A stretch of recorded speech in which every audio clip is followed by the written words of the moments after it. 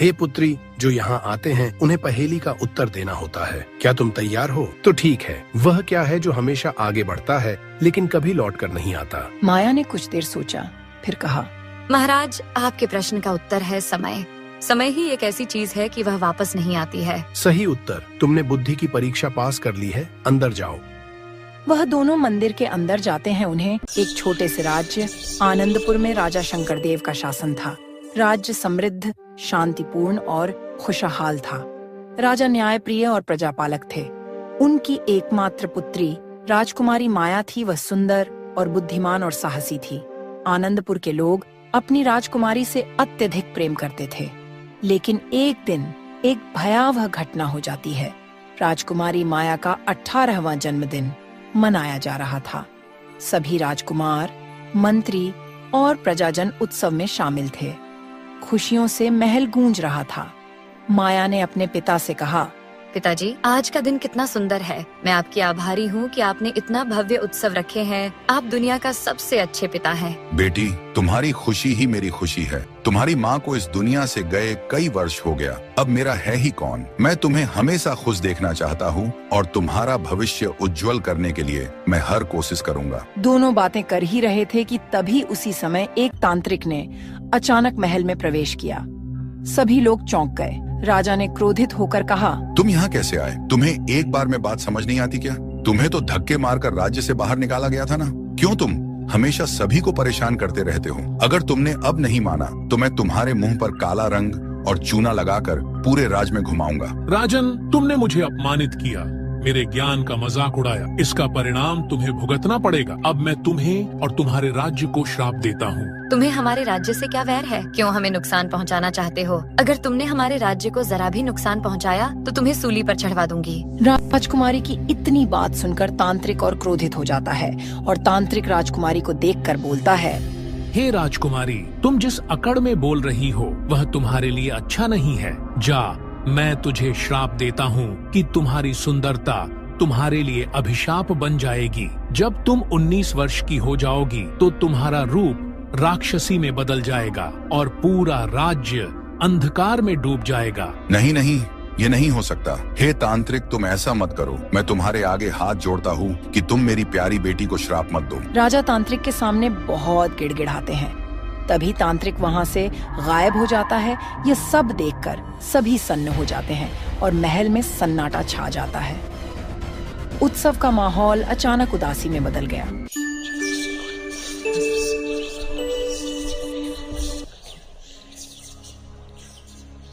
कुछ साल बाद जब राजकुमारी 19 साल की हुई तो राज्य में संकट सा आने लगा और राज्य में भूखमरी आने लगी। मंत्री जी, ये हमारे राज्य को क्या हो गया है? कुछ समझ नहीं आ रहा कि हमारे राज्य में इतनी परेशानी क्यों हो रही है। महाराज, लगता है कि हमारे राज्य में कोई संकट आने वाला है। फिर अगली रात को राजकुमारी जब सो रही होती है तभी वह अचानक एक राक्षसी में परिवर्तित हो जाती है और वह राजमहल से बाहर गांव में जाती है।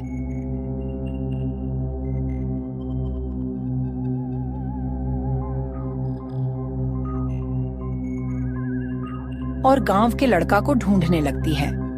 तभी एक लड़का सोया हुआ मिलता है। वह राक्षसी लड़के को उठाकर जंगल ले जाती है।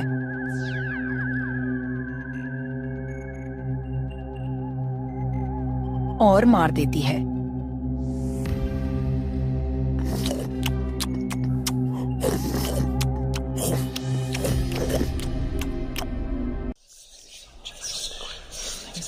फिर अगली सुबह गांव में हाहाकार मच जाता है।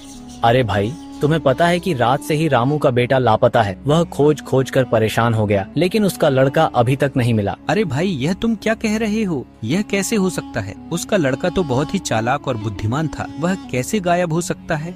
इधर रामू की पत्नी का रो रो कर बुरा हाल था। सुनिए जी, आप कुछ करते क्यों नहीं? हमारा इतना अच्छा बेटा पता नहीं कहाँ गायब हो गया। आप जल्दी से खोजिए उसे। अरे भगवान, मैं क्या करूं? मैं तो बहुत उसे खोजने का प्रयास किया लेकिन उसका पता नहीं चल पा रहा है। पता नहीं हमारे साथ क्या बुरा होने वाला है। इसी तरह गांव में हलचल मची थी। फिर अगली रात को राजकुमारी फिर से राक्षसी बन जाती है और फिर गांव में जाती है।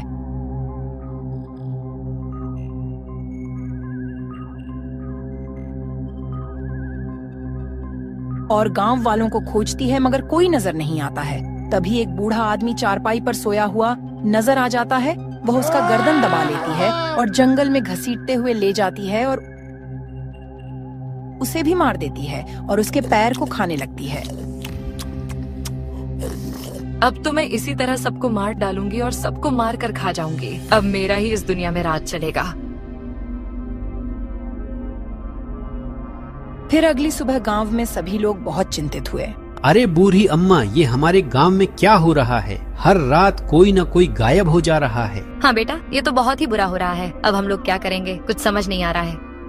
सभी गांव के लोग राजा से इस मुसीबत के लिए सहायता मांगने के लिए गए। महाराज, आप हमें बचा लीजिए। पता नहीं कैसे हमारे गांव के लोग एक एक करके हर रोज लोग गायब होते जा रहे हैं। आप हमारी कुछ सहायता कीजिए। ये कैसे हो सकता है? हमारी प्रजा में ये कैसा अनर्थ हो रहा है? मंत्री जी, गांव में कुछ सैनिकों को रात को लगा दो पहरा देने के लिए, ताकि हम भी तो जाने की आखिर वह कौन है जो हमारी प्रजा को एक एक करके गायब कर रहा है। फिर अगली रात कुछ सैनिक गांव में पहरा देने लगे।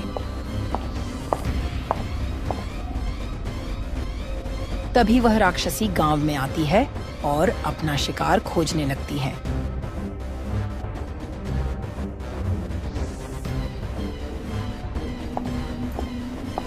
तभी वह एक सैनिक को देख लेती है और सैनिक को मार देती है। यह सब एक दूसरा सैनिक छुपकर देख रहा होता है। वह डर के मारे कुछ नहीं बोलता है। फिर अगली सुबह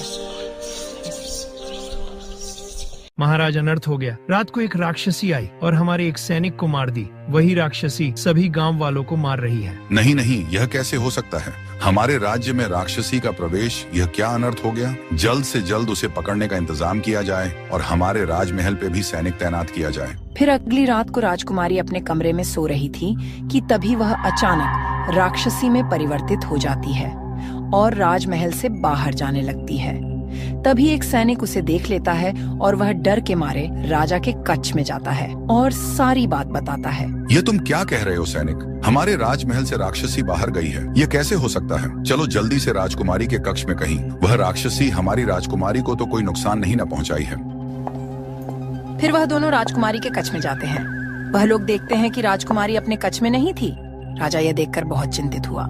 सैनिक, यह क्या? यहाँ तो राजकुमारी है ही नहीं। राजा साहब, लगता है कि राजकुमारी ही राक्षसी बन गई है और वही सबको मार रही है। हम लोग को यहीं छुपकर उनका इंतजार करना होगा। हाँ सैनिक, तुम सही कह रहे हो, लेकिन ये कैसे हो सकता है? लगता है कि यह वही तांत्रिक का श्राप है जो राजकुमारी को राक्षसी बना दिया है।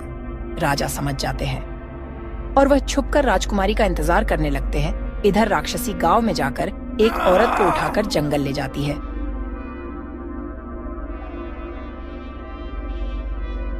और उसे भी मार देती है और कुछ देर में महल वापस आती है और अपने कक्ष में चली जाती है। यह सब राजा और मंत्री छुपकर देख रहे होते हैं।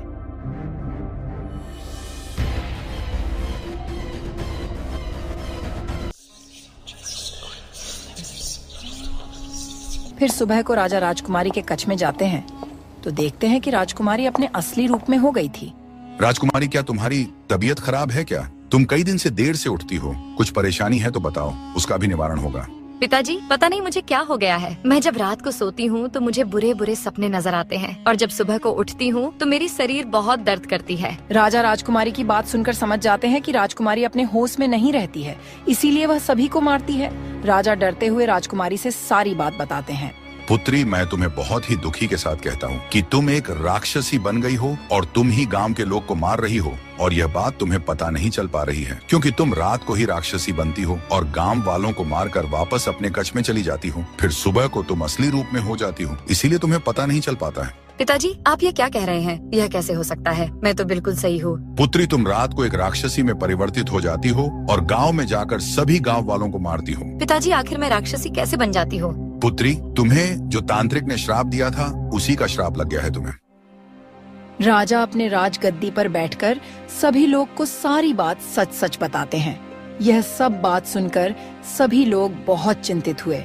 मंत्री जी, मेरी पुत्री को जल्द से जल्द सही करने का उपाय कीजिए। हाँ महाराज, उस तांत्रिक के पास बहुत काली शक्तियाँ थीं। उसके श्राप का प्रभाव घातक होता है। हमें किसी ऐसे व्यक्ति की आवश्यकता है जो इस श्राप को तोड़ सके। महाराज, हमारे राज्य के पास ही एक आश्रम है जहाँ एक महान ऋषि रहते हैं। वे शायद हमारी मदद कर सकते हैं। तो देर किस बात की मंत्री जी, उन्हें जल्द संदेश भेजा जाए। हमें उनकी सहायता की आवश्यकता है। पिताजी, मैं इस राज्य और श्राप को सही करने के लिए जो भी करना होगा मैं वह करूँगी। बेटी, मैं तुम्हें किसी खतरे में नहीं डालना चाहता। पिताजी, मैं अपने और अपने राज्य के लिए मैं सब कुछ करूँगी, लेकिन मैं अपने राज्य को और अपने आप को कुछ नहीं होने दूंगी।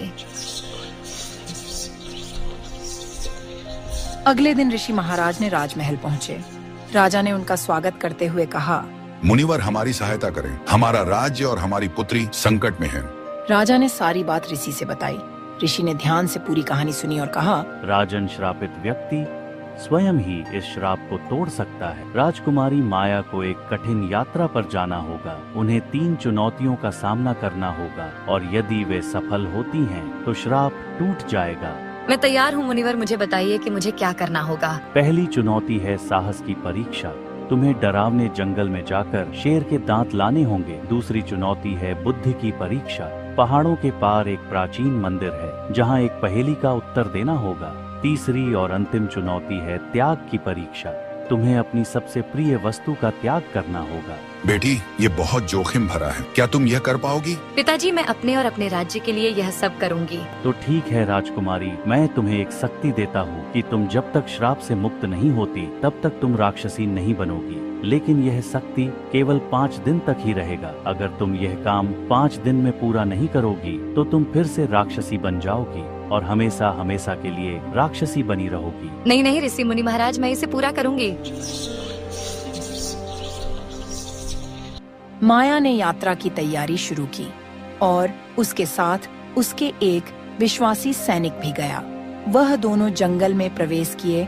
डरावना जंगल घने पेड़ों और खतरनाक जानवरों से भरा जंगल था।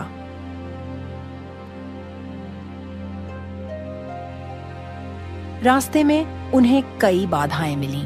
राजकुमारी साहिबा, हम सावधानी से आगे बढ़ेंगे। शेर का गुफा इस जंगल के मध्य में है, हमें तैयार रहना होगा। अचानक एक विशाल भालू ने उन पर हमला किया। सैनिक ने भाला से भालू को घायल कर दिया और वह भाग गया। यह राह बहुत खतरनाक है, हमें जल्दी से अपनी मंजिल की तलाश करनी होगी। वह दोनों आखिरकार शेर के गुफा तक पहुंचे। शेर वहां मौजूद नहीं था। माया ने साहस करके शेर के गुफा में प्रवेश किया। वहां उसे शेर के कुछ दांत मिले। माया ने कहा, हमें पहली मंजिल मिल गई, चलो जल्दी से बाहर निकला जाए। लेकिन तभी शेर वापस आ गया और दहाड़ते हुए उनके सामने खड़ा हो गया। सैनिक ने भाला उठाई, लेकिन माया ने उसे मना किया। नहीं नहीं, हमें हिंसा से नहीं, बुद्धि से काम लेना होगा। माया ने शेर की आंखों में देखते हुए कहा, हे महान शेर, हम तुम्हारा सम्मान करते हैं। हम एक श्राप को तोड़ने के लिए तुम्हारे दांत ले रहे थे। कृपया हमें अनुमति दें कि हम आगे का सफर कर सके। शेर ने कुछ पल तक राजकुमारी को देखा, फिर शांत होकर वहां से चला गया। सैनिक ने आश्चर्य से कहा, यह तो चमत्कार है। आपके साहस और दया ने शेर को भी प्रभावित किया। साहस और सम्मान से हम किसी भी बाधा को पार कर सकते हैं। फिर वह दोनों दूसरी चुनौती के लिए निकल जाते हैं।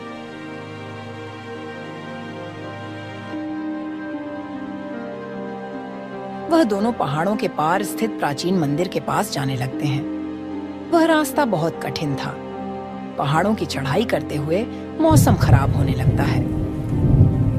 राजकुमारी साहिबा, यह तो तूफान आ रहा है, हमें आश्रय ढूंढना होगा। वहाँ देखो, एक गुफा नजर आ रहा है, हमें वहाँ जाना होगा। उन्हें एक गुफा मिली जहाँ वे रात बिताने का फैसला किया और गुफा में जाते हैं और आराम करते हैं। फिर अगली सुबह मौसम साफ हो गया था। वे मंदिर पहुंचे। मंदिर के द्वार पर एक वृद्ध साधु बैठे थे।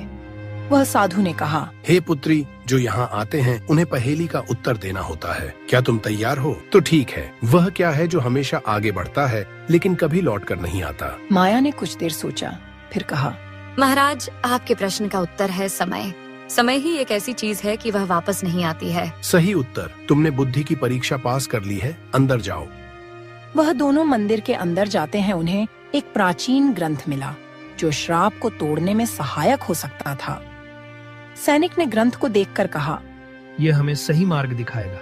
हमें इसे ध्यान से पढ़ना होगा। इसमें श्राप को तोड़ने की विधि है। दोनों चुनौती पार करने के बाद अब अंतिम चुनौती थी जो त्याग की थी। अब राजकुमारी को अपनी सबसे प्रिय वस्तु का त्याग करना था। मेरे लिए सबसे प्रिय क्या है सैनिक? मुझे कुछ समझ नहीं आ रहा। आप तो बहुत दिन से हमारे सैनिक हो। क्या तुम्हें कुछ समझ आ रहा है कि मेरे लिए सबसे प्रिय वस्तु क्या है? राजकुमारी साहिबा, आपके पास वह हार है जो तुम्हारी माँ ने तुम्हें बचपन में दिया था। वह हार उसकी माँ की अंतिम निशानी थी। राजकुमारी साहिबा, त्याग आसान नहीं होता, लेकिन यह हमारे लक्ष्य के लिए आवश्यक है। अगर मेरे इस त्याग से श्राप टूट सकता है तो मैं इसके लिए तैयार हूँ। उसने हार को एक वेदी पर रखा। अचानक एक तेज प्रकाश फैला और एक दिव्य आवाज आई। तुमने त्याग, साहस और बुद्धि का परिचय दिया है। अब तुम्हारा श्राप टूट गया है। अब तुम और तुम्हारे राज्य के लोग सुखी रहेंगे। माया ने राहत की सांस ली और सैनिक ने उससे कहा, राजकुमारी साहिबा, आपने महान कार्य किया है। हमें आप पर गर्व है। अब राजकुमारी का श्राप टूट चुका था। राजकुमारी और सैनिक आनंदपुर वापस लौटते हैं।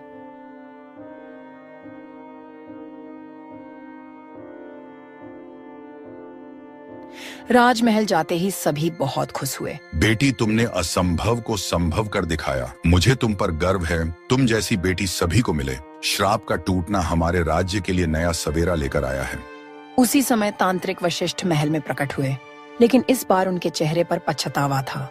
राजन, मुझे अपनी गलती का एहसास हो गया है। मैं अपनी शक्ति के अहंकार में था। माया के त्याग और साहस ने मेरी आंखें खोल दी हैं। मैं क्षमा मांगता हूँ। तांत्रिक, तुम्हारे कर्मों से हमारा राज्य संकट में पड़ गया था, लेकिन यदि तुम्हें सच में पछतावा है तो हम तुम्हें एक मौका दे सकते हैं। धन्यवाद महाराज। मैं अपने ज्ञान का उपयोग अब लोगों की भलाई के लिए करूँगा। समय बीतता गया। आनंदपुर में फिर से शांति और समृद्धि लौट आई। लोग खुश रहने लगे। राजा विक्रम अपनी रानी रुक्मिणी के साथ रहा करते थे। एक दिन राजा ने ऐलान किया कि जो भी रास्ते में घर और झोपड़ी है उसे जल्द से जल्द हटाया जाए, क्योंकि राजा के घोड़सवारी में दिक्कत होती है। सैनिकों, रास्ते में जो भी घर और झोपड़ी नजर आती है उसे वहाँ से उखाड़ फेंको, और जो इस काम को रोकता है उसे बंदी बना लो और उसके घर पर बुलडोजर चलवा दो। राजा के आदेश पर सैनिक गांव में जाकर ऐलान कर देते हैं। यह सब बात सुनकर गांव के लोग बहुत दुखी होते हैं। यह राजा हम लोग को चैन से जीने नहीं देगा। लगता है घर को खाली करना ही पड़ेगा, नहीं तो यह कुछ बुरा करवा देगा। हाँ भाई, तुम सही कह रहे हो। यह राजा तो बहुत ही अहंकारी हो गया है। अपने भलाई के लिए गरीबों को सता रहा है। अब तो हमें भगवान ही बचाएंगे। और डर के मारे अपना घर छोड़ने के लिए मजबूर हो जाते हैं। इधर सैनिक जंगल के रास्ते पर एक झोपड़ी के पास जाते हैं। उस झोपड़ी में एक महान तपस्वी साधु रहा करते थे। सैनिक उनके पास जाकर उनको चेतावनी देते हैं। हे साधु महाराज, आप यह झोपड़ी हटा लो, नहीं तो इस पर बुलडोजर चल जाएगा। यह राजा का आदेश है। हे सैनिकों, तुम लोग यह क्या कह रहे हो? मैं इसी झोपड़ी में तपस्या करता हूँ। यह झोपड़ी कोई आम झोपड़ी नहीं है कि जब चाहे तब इसे उजाड़ सके। इसे कोई नहीं उजाड़ सकता है। जाओ किसी दूसरों को डराना। अगर कोई इसे उजाड़ने की कोशिश करेगा तो अनर्थ हो जाएगा। सैनिकों साधु को चेतावनी देकर वहाँ से चले जाते हैं।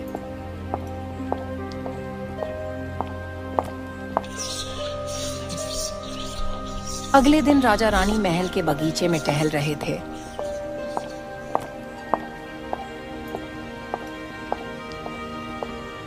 महाराज, आप इतने चिंतित क्यों लग रहे हैं? क्या कुछ परेशानी है? रुक्मिणी, मुझे ऐसा महसूस हो रहा है कि कोई बड़ा संकट हमारे निकट है। मेरा हृदय किसी अज्ञात भय से धड़क रहा है, लेकिन मैं इतना शक्तिशाली राजा हूँ कि मेरे पर क्या ही संकट आ सकती है। वह दोनों बातें कर ही रहे थे कि तभी सैनिक वहाँ आते हैं। महाराज, एक बुरी खबर है। बोलो, क्या बुरी खबर है? किसकी इतनी हिम्मत जो हमारा बुरा कर सकता है? महाराज, जंगल के रास्ते में एक साधु की झोपड़ी है। वह झोपड़ी हटाने के लिए तैयार नहीं है। अरे सैनिकों, तुम भी क्या किसी साधु ढोंगी को भी हटा नहीं पा रहे हो? चलो, मैं कल चलकर उस साधु को समझाता हूँ। अगले दिन राजा साधु के पास जाते हैं।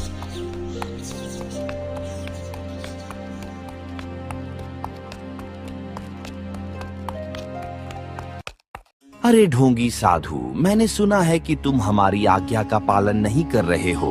अगर तुमने यहाँ से झोपड़ी नहीं हटाए तो मैं तुझे बंदी बना लूंगा। हे राजा, क्या तुम्हें मालूम नहीं कि साधुओं का आदर कैसे किया जाता है?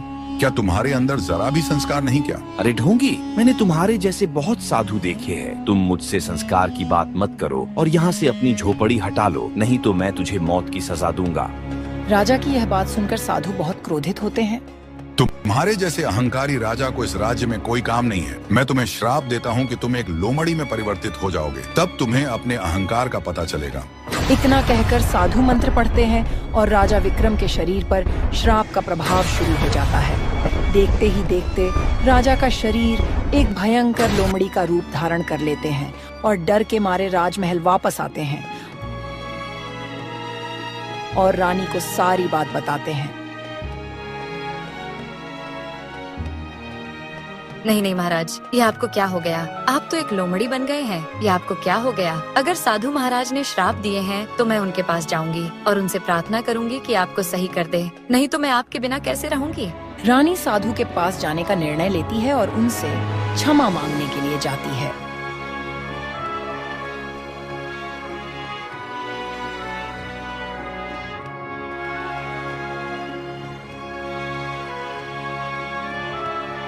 हे साधु महाराज, हमारे स्वामी को क्षमा कर दीजिए, उनसे भूल हो गई है। मैं अपने स्वामी से बहुत प्रेम करती हूँ। अगर आपने उन्हें श्राप से मुक्त नहीं किया तो मैं यही सर पटक पटक कर मर जाऊंगी। रानी साहिबा, यह श्राप इतना आसान नहीं है जितना तुम सोच रही हो। इस श्राप की मुक्ति चाहिए तो तुम्हें एक विशिष्ट जल परी की सहायता लेनी पड़ेगी, जो महासागर के गहरे हिस्से में रहती है और इस श्राप का तोड़ वही जानती है। तुम्हें वहाँ जाना होगा, परंतु सावधान रहना। जल परी तक पहुँचने के लिए तुम्हें बहुत धैर्य और साहस की आवश्यकता होगी। इतना सुनते ही रानी वापस राजमहल जाती है।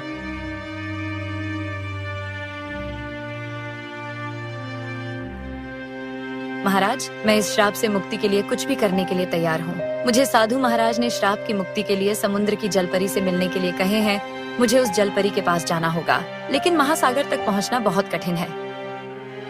रानी रुक्मिणी अपने सैनिक के साथ महासागर की ओर प्रस्थान करती हैं।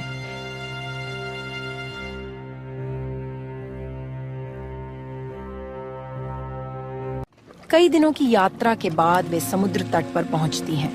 वहां वे एक नाव का प्रबंध करके समुद्र की गहराई में जाती हैं।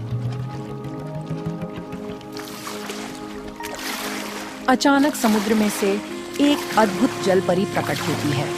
उसके लंबे नीले बाल, चमकती त्वचा और सुंदर पंख उसे रहस्यमयी बना रही थी। कौन हो तुम और क्यों आई हो? इस समुद्र में क्या तुम्हें जरा भी डर नहीं लगता जो तुम मेरे पास सहायता मांगने आई हो? हे समुद्र की देवी, मैं एक श्रापित राजा की रानी हूँ। मेरे पति को साधु महाराज ने श्राप दे दिए हैं, जिसकी वजह से मेरे स्वामी एक लोमड़ी के रूप में बदल गए हैं। मुझे इस श्राप को तोड़ने के लिए आपकी सहायता चाहिए। रानी, इस श्राप का तोड़ आसान नहीं है। श्राप से मुक्ति पाने के लिए तुम्हें 3 पवित्र वस्तुएं लानी होंगी। पहला प्रेम का मोती, दूसरा त्याग का पुष्प और तीसरा साहस का जल। ये तीनों वस्तुएं तुम्हारी परीक्षा लेंगी। ये सभी वस्तुएं कहाँ मिलेंगी देवी? प्रेम का मोती एक गहरी गुफा में मिलेगा, त्याग का पुष्प एक पर्वत की चोटी पर और साहस का जल एक उफनती नदी में। यह यात्रा कठिन होगी, परंतु तुम अपने प्रेम और धैर्य के कारण इसे पूरा कर सकती हो। समुद्र के किनारे तुम्हें एक सारस मिलेगा, तुम उसके पास चली जाना, वह तुम्हें सभी जगह ले जाएगा। इतना कहकर जलपरी वापस समुद्र में चली जाती है। रानी समुद्र के किनारे जाती है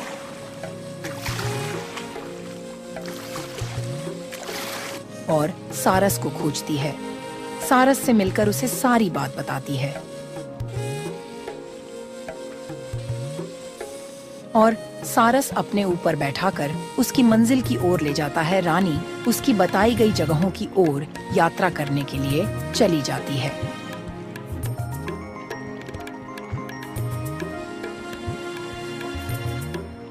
जाते जाते उसे एक गुफा नजर आता है। रानी उस अंधेरी गुफा में प्रवेश करती है। गुफा के भीतर भयंकर आवाज सुनाई देती है। ये तो बहुत डरावना है, लेकिन मुझे हिम्मत से काम लेनी होगी। मुझे अपने प्रेम की शक्ति पर भरोसा रखना होगा। यही प्रेम मुझे मोती तक पहुंचाएगा। रानी धीरे धीरे गुफा के भीतर बढ़ती जाती है। सभी बाधाओं को पार करके अंत में उसे एक सुंदर मोती दिखाई देती है। रानी वह मोती उठाती है और गुफा से बाहर निकल आती है। उसके बाद रानी एक ऊंचे पर्वत पर जाती है, जहां त्याग का दिव्य पुष्प पर्वत की कठिनाइयों को सहन कर वह पुष्प तक पहुंचती है।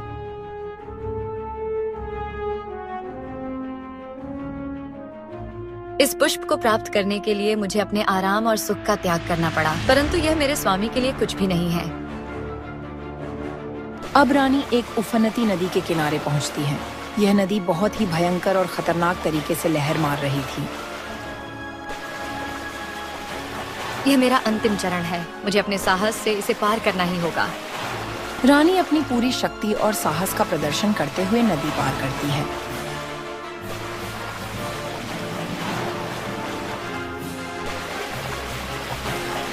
और पवित्र जल भर लेती है।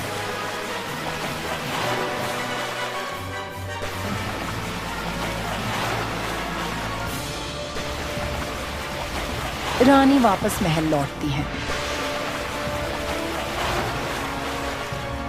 जहां लोमड़ी बने राजा और प्रजा उनकी प्रतीक्षा कर रहे थे। वह तीनों पवित्र वस्तुएं साधु को अर्पित करती हैं। साधु राजा के लोमड़ी रूप को देखकर मुस्कुराते हैं और एक मंत्र पढ़ते हैं। मंत्र के उच्चारण के साथ ही एक दिव्य प्रकाश फैलता है और लोमड़ी के रूप में राजा विक्रम का शरीर अचानक राजा विक्रम सामान्य मानव रूप में वापस हो जाते हैं। उनके चेहरे पर संतोष का भाव होता है। राजा, इस परीक्षा में तुम दोनों ने धैर्य और प्रेम का परिचय दिया है। यह श्राप तुम्हारी समझ को परखने के लिए ही दिया गया था। तुम्हारी रानी ने अपने प्रेम से सिद्ध कर दिया कि सच्चा प्रेम किसी भी बाधा को पार कर सकता है। रुक्मिणी, तुम्हारे प्रेम, धैर्य और साहस ने मुझे इस श्राप से मुक्त कराया। यदि तुम न होती तो मैं शायद हमेशा के लिए इस श्राप में ही बंधा रहता। महाराज, यह मेरा धर्म और प्रेम था। मैं हर कठिनाई में आपके साथ खड़ी रहूंगी।